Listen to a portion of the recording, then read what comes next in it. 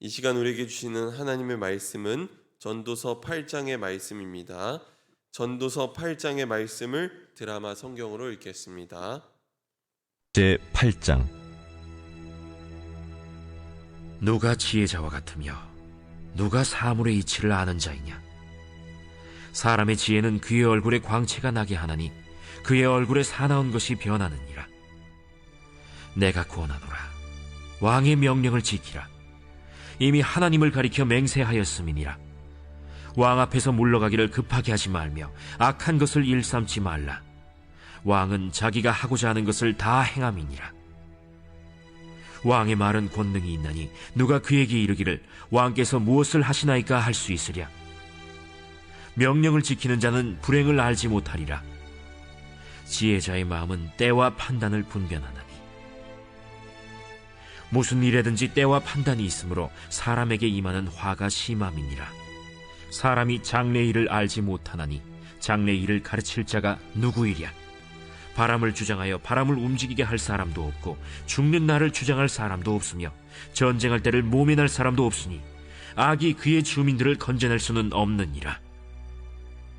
내가 이 모든 것들을 보고 해 아래에서 행하는 모든 일을 마음에 두고 살핀즉 사람이 사람을 주장하여 해롭게 하는 때가 있도다.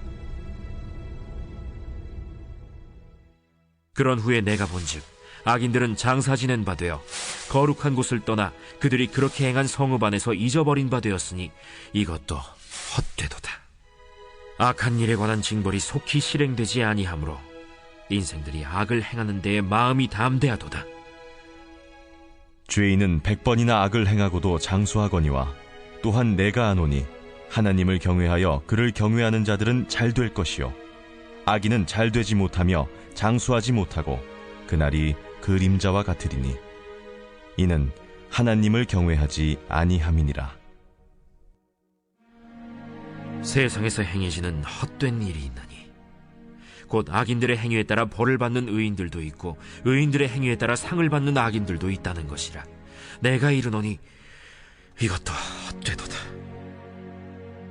이에 내가 희락을 찬양하노니 이는 사람이 먹고 마시고 즐거워하는 것보다 더 나은 것이 해 아래에는 없음이라.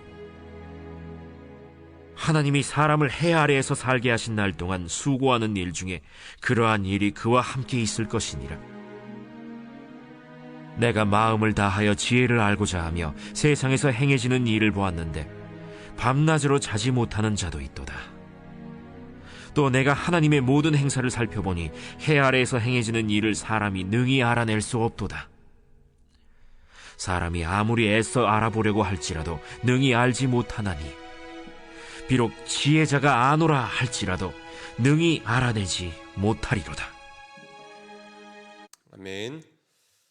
주님의 은총과 평화가 예배드리는 모든 분들 가운데 함께 하시기를 간절히 소망합니다. 오늘은 인생은 오늘의 점철이라는 말씀으로 제목으로 말씀을 나누고자 합니다. 전도서에서 나오는 모든 것이 헛되다라는 이 말은 공허하다, 무의미하다라는 말이기보다는 세상의 것들에 대해서 너무 많이 집착하지 말라라는 뜻입니다. 전도자는 이것을 자신의 경험을 통해서 이야기하고 있습니다. 그는 애착하고 애집하던 일들이 시간과 더불어서 쓰러지는 경험을 했고 또 자신의 인생을 걸 만큼 집착할 것들이 많이 있지 않음을 이야기합니다. 그래서 집착을 내려놓는 순간 오늘을 살아갈 수 있는 능력이 우리에게 생겨남을 전도서는 들려줍니다.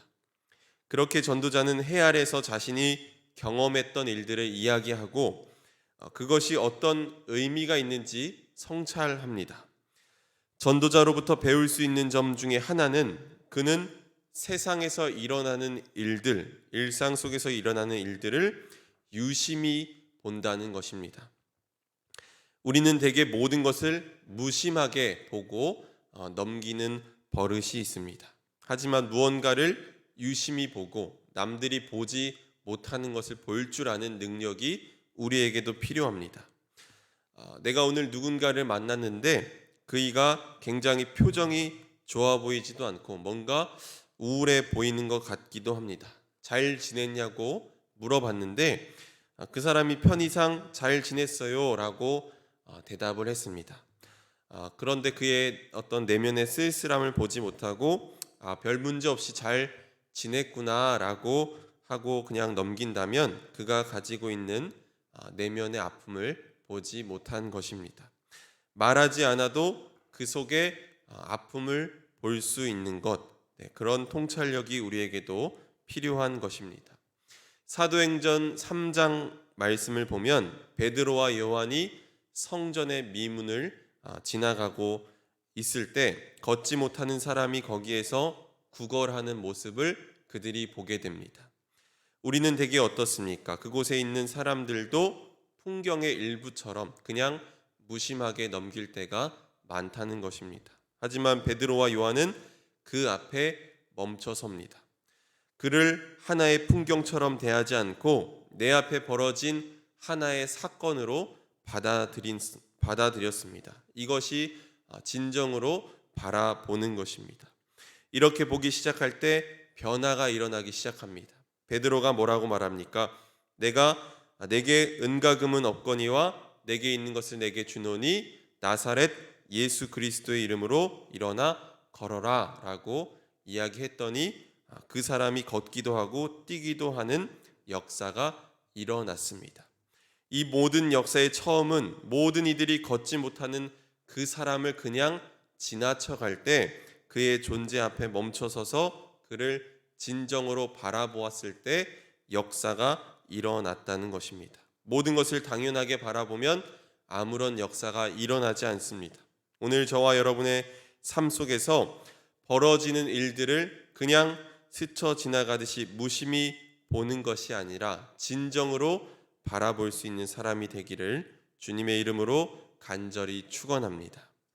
전도자는 해 아래에서 벌어지는 모습을 본 후에 어떤 사람이 지혜자인지 이야기합니다. 1절 말씀을 보면 누가 지혜자와 같으며 누가 사물의 이치를 아는 자이냐 사람의 지혜는 그의 얼굴에 광채가 나게 하나니 그의 얼굴에 사나운 것이 변하느니라 라고 했습니다.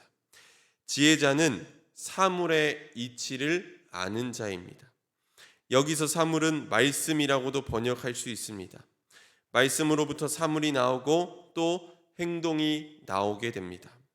그렇기에 하나님의 말씀을 해석할 줄 아는 자가 지혜자입니다. 하나님은 이 세상을 하나님의 말씀으로 창조하신 줄 믿습니다. 우리가 믿는다고 고백한다면 이 세상 모든 것 속에는 하나님의 말씀이 깃들여 있음도 우리가 믿어야 합니다. 그러므로 내가 오늘 보는 모든 것, 내가 오늘 만나는 모든 사람들, 세상 모든 것 속에 하나님의 숨결이 담겨 있음을 우리가 볼 줄 알아야 하고 또 이것을 보고 기뻐할 수 있어야 합니다. 이것이 사물의 이치를 아는 것입니다. 그런데 1절 말씀처럼 사물의 이치를 아는 지혜가 우리에게 있으면 우리에게 광채가 나고 얼굴에 사나운 것이 변하게 된다는 것입니다. 조금 전에 우리가 찬송가 428장 내 영혼의 햇빛 비치니 라는 찬송을 했는데 후렴구 가사를 보면 주의 영광 빛난 광채 내게 비춰주시옵소서 라고 그렇게 고백을 합니다. 그런데 우리가 이런 고백을 했는데 오늘 우리가 주님의 빛난 광채를 내게 비춰달라고 고백하는 것뿐만이 아니라 오늘 내가 예수를 믿는 사람이라면 내 얼굴에서 광채가 나도록 살아야 한다는 것입니다. 여러분 살다가 보면 그저 바라만 봐도 내 마음을 깨끗하게 해주고 또 그저 같이 있는 것만으로도 아름답고 행복한 분위기를 만드는 사람들이 있습니다. 저희 집에도 있는데 네, 제가 저희 집이라고만 했는데도 왜 웃으시는지 저희 하온이가 저에게 이제 그런 존재가 되었습니다. 얼굴만 보면 그렇게 웃음이 나옵니다. 여름 행사가 은혜 가운데 잘 맞춰졌는데 교회에서 아이들이 뛰어놀고 웃고 그렇게 행복해하는 모습을 보면 마음이 그렇게 흐뭇할 수가 없습니다. 천국이 어린아이와 같은 사람들의 것이라고 했는데 이 말씀을 이제는 조금 이해할 수 있을 것 같습니다. 저와 여러분이 예수를 믿고 살아가는데 얼굴빛이 환하고 밝은 사람이 되셨으면 좋겠습니다. 그래서 다른 사람들이 여러분을 바라만 봐도 마음이 흐뭇해지고 나와 함께 있음을 통해서 마음이 따뜻해지고 평안하게 해주는 그런 사람들이 되기를 바랍니다. 예수 믿는 사람임에도 욕심과 욕망에 찌들어 있고 이마에 건드리면 뭅니다.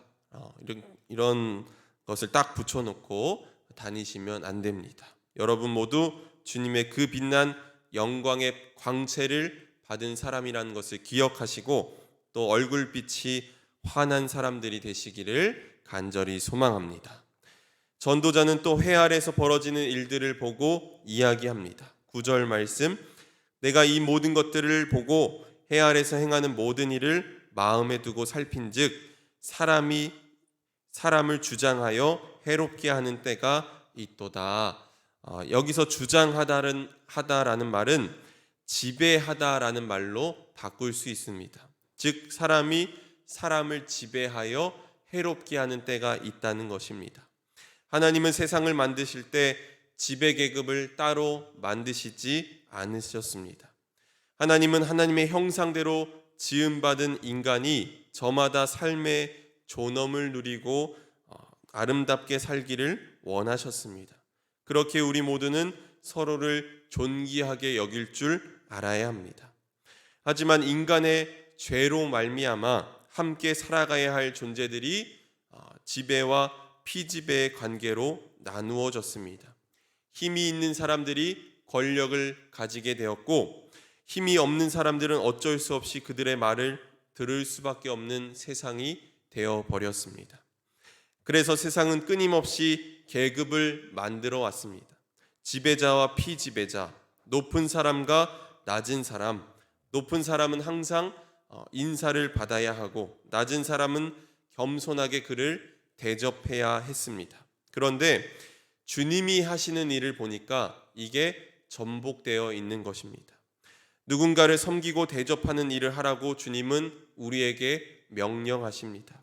누가 더 높으냐를 무의식적으로 견주며 사는 게 우리들의 삶인데 주님은 낮은 자리에서 섬기는 사람이 되어야 한다고 말씀하십니다. 그러므로 우리에게 필요한 것은 할 수 있는 한 다른 이들에게 해를 끼치지 않아야 하고 으뜸이 되기보다는 누군가를 섬길 수 있는 사람이 되어야 합니다. 이것이 믿는 사람들에게 요구되는 삶인 줄 믿습니다. 전도자는 또한 삶의 부조리에 대해서 이야기하기도 합니다. 14절 말씀 우리 함께 읽어보도록 하겠습니다.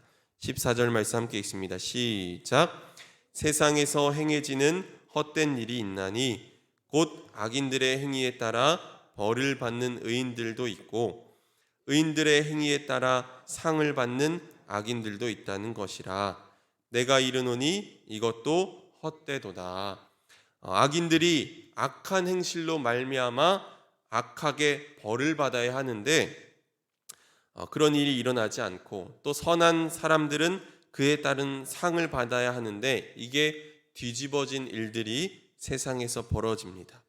악한 사람들이 오히려 상을 받고 선한 사람들이 자꾸만 어려움을 겪는 일들이 이 세상에 있다는 것입니다. 오늘 우리의 현실과 비슷합니다. 자꾸 이런 현실을 겪다 보면 뭐하러 내가 착하게 살 필요가 있나라는 생각이 들기도 합니다. 하지만 부조리한 삶이라고 해서 악하게 우리가 살 필요는 없습니다. 그럼에도 불구하고 오늘 하루도 믿음으로 씨앗을 뿌리며 산다면 그것은 언젠가 나무가 되어 열매를 맺게 될 것입니다.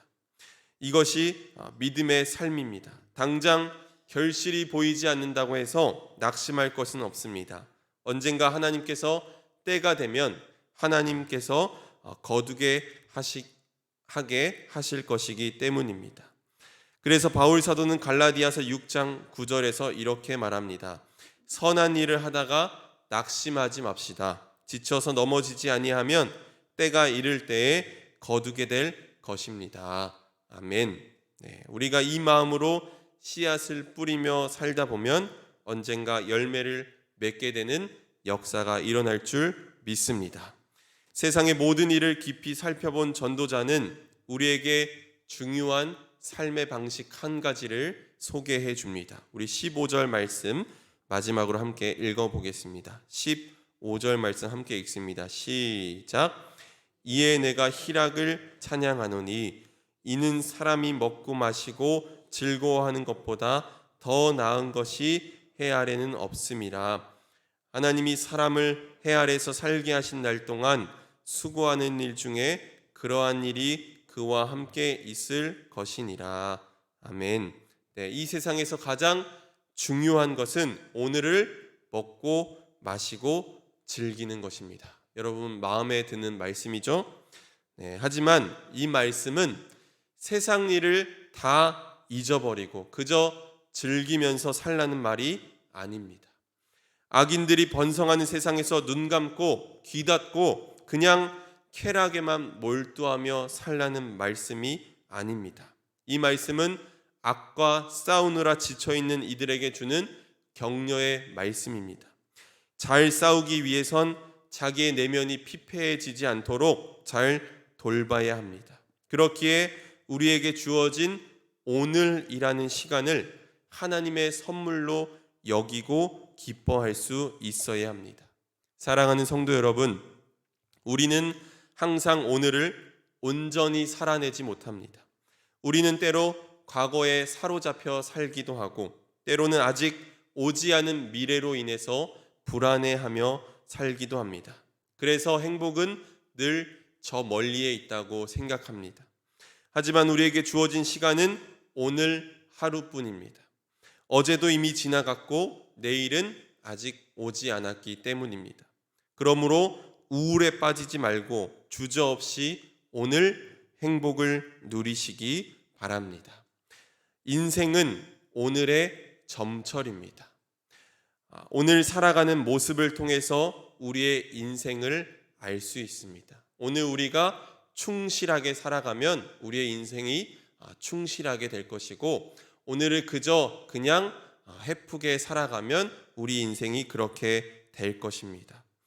오늘 본문의 17절 말씀처럼 우리는 하나님이 하시는 일을 다 이해할 수 없습니다. 그렇기 때문에 우리는 늘 하나님 앞에 경외하는 마음으로 서야 하고 주어진 하루를 성실하게 살아가야 하고 또 이웃을 존중하고 귀하게 여기는 마음을 갖고 살아야 합니다.